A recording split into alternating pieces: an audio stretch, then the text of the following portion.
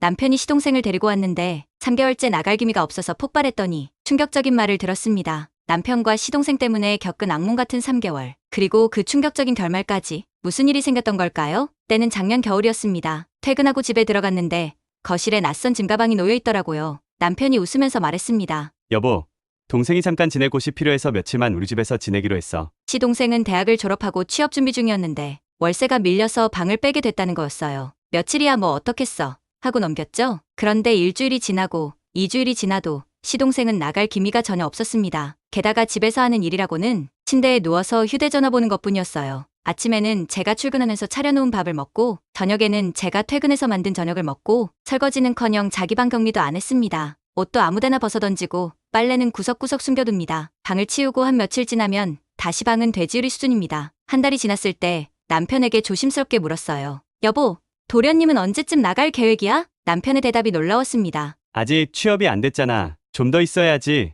그렇게 냉정하게 굴지 마. 이 말을 듣고 참기로 했어요. 가족인데 어쩔 수 없지 하면서요. 그런데 2달이 지나자 상황은 더 심각해졌습니다. 시동생은 아예 취업 준비도 안 하는 것 같았어요. 늦게까지 게임하고 낮에는 자고 심지어 제 화장품이나 생필품도 당연하게 쓰기 시작했어요. 결정적으로 어느 날 제가 야근하고 들어왔는데 주방이 엉망이었습니다. 시동생이 라면을 끓여 먹은 흔적이 있는데 먹은 냄비는 그대로 있고 라면 봉지와 과자 봉지가 여기저기 흩어져 있었어요. 반찬은 냉장고에 넣어두지 않고 심지어 덜어내지도 않고 그대로 먹었더군요. 바로 그날 밤 남편에게 단호하게 말했습니다. 이젠 한계라고요. 도련님은 언제까지 우리 집에 있을 건데? 집안일도 안 돕고 취업 준비도 제대로 안 하는 것 같아. 라고 말했더니 남편이 한 말이 정말 충격이었습니다. 뭐가 그렇게 불만이야?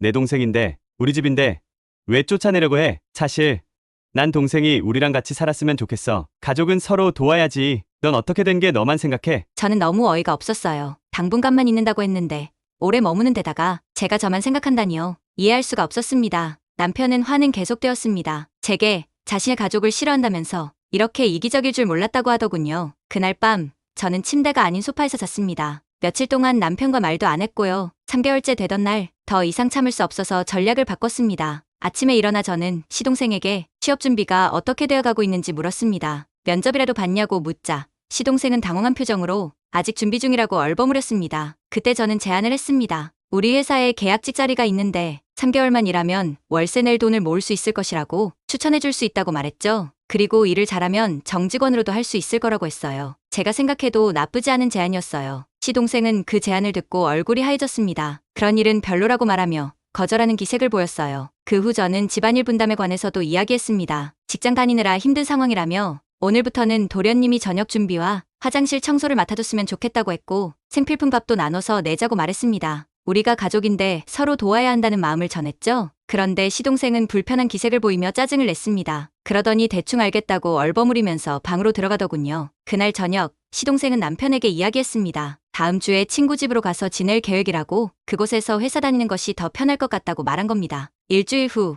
시동생은 짐을 싸서 집을 나갔습니다. 그 후 남편이 저에게 다가와 미안하다고 사과했습니다. 남편은 시동생과의 일을 제게 솔직하게 말해주었습니다. 사실 시동생은 아직 취업할 생각이 없는 것 같다고 했습니다. 아직은 놀면서 시간을 보내고 싶다고 하더군요. 시동생이 제가 자기를 쫓아내려고 집안일 다 시키고 저는 놀고 먹으면서 자기한테 힘든 것만 시키고 자기네 회사에서 하찮은 일을 시키고 구박한다고 남편에게 거짓말을 했다는 겁니다. 남편이 시동생에게 그런 것이 아니라며 네가 잘못 알고 있다고 말했지만 시동생은 말을 들으려고도 하지도 않고 그냥 기분 나쁘다며 자기는 저런 사람과 같은 집에 있고 싶지 않다며 남편에게 이혼 제안했다는 겁니다. 저는 너무 기가 막혔습니다. 남편은 시동생이 너무 선을 넘은 것 같아 한 소리 했더니 집을 나간다고 했던 겁니다. 남편은 그동안 너무 일방적이었다고 사과했죠. 저도 좀 더 이해하지 못한 점에 대해 미안하다고 했습니다. 그 일이 있은 뒤로 2년이 흘렀지만 시동생은 아직도 취직을 안 하고 있습니다. 이젠 신경 쓰지 않기로 했습니다. 영상을 흥미롭게 보셨다면 구독, 좋아요 부탁드려요.